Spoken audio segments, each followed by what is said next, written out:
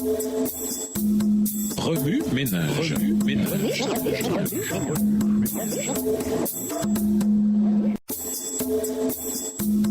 Remue ménage.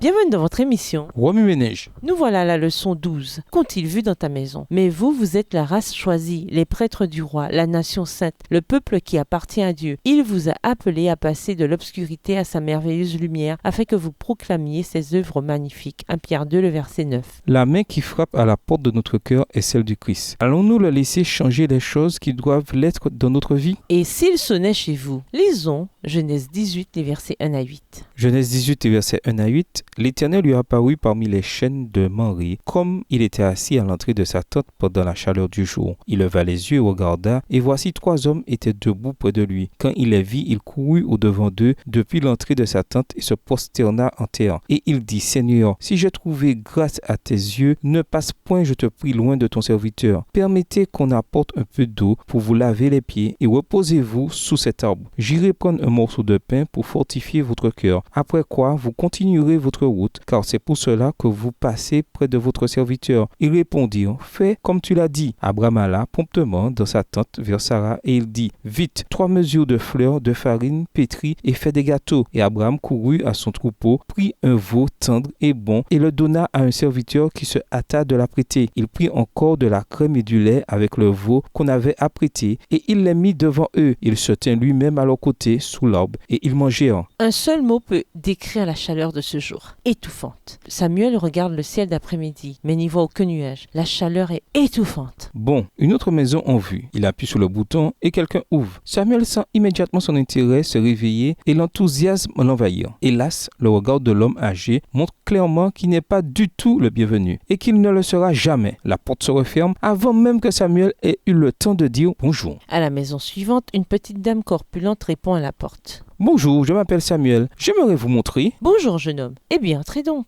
Qu'est-ce que vous devez avoir chaud? S'exclame la dame. Merci beaucoup, madame. Permettez-moi de vous faire une démonstration de mes aspirateurs, répond Samuel avec soulagement. Enfin, un visage accueillant. Il entre dans la maison et au même moment, 2 enfants se disputent. L'un commence à pleurer, si bien que la dame crie. Restez tranquilles, les gars. Vous entendez? Les cris se transforment bientôt en hurlements. Excusez-moi, dit-elle. Samuel se bouche les oreilles pour ne pas entendre ce tintamarre. La dame revient peu après. Bon, qu'avons-nous là? Demanda-t-elle. Samuel lui explique, puis lui fait la démonstration de l'aspirateur dans les règles de l'art, au milieu des cris des enfants et de la dame qui ont repris de plus belle. Quelque part dans la cacophonie, il entend aussi la voix tonnante d'un homme. Pauvre Samuel. Tout ce bruit commence à lui donner mal à la tête. Dans la maison, la tension monte. Samuel est de plus en plus mal à l'aise. Vendu, s'écrie la dame. Oh non, ma chère, réplique l'homme de sa grosse voix. Après un débat animé, la vente se conclut aussi vite que possible, du moins en ce qui concerne Samuel, et notre vendeur se précipite vers la porte. Revenez bientôt, lance la dame avec un sourire amical. Oh non, madame, se dit Samuel. À la maison suivante, les propriétaires jettent un regard furtif derrière le rideau. Samuel sonne, pas de réponse. Quelques maisons plus loin, Samuel est injurié, insulté et accueilli de façon glaciale. Et pourtant, il ne vend que des aspirateurs. Ceux qui ne sont pas intéressés n'auraient qu'à lui dire non merci, et ça suffirait. Ding dong, le carillon résonne dans une autre maison. Mais une fois de plus, personne ne répond. Alors que Samuel s'apprête à poursuivre son chemin, quelqu'un ouvre finalement. Excusez-moi d'avoir mis aussi longtemps à répondre, dit une jeune femme. Entrez, je vous en prie. J'étais en train de sortir des biscuits du four. Puis-je vous en offrir? Comme cette maison est différente des autres, il s'en dégage une paix et un calme que Samuel n'a ressenti nulle part ailleurs aujourd'hui. Aucune impolitesse, aucun cri. Bien que les propriétaires ne lui achètent rien, Samuel quitte la maison, joyeux et renouvelé. S'il sonnait chez vous, qui verrait-il? Au revoir. Et à demain si Dieu veut.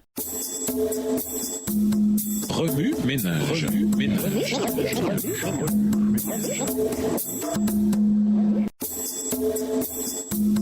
Remue ménage.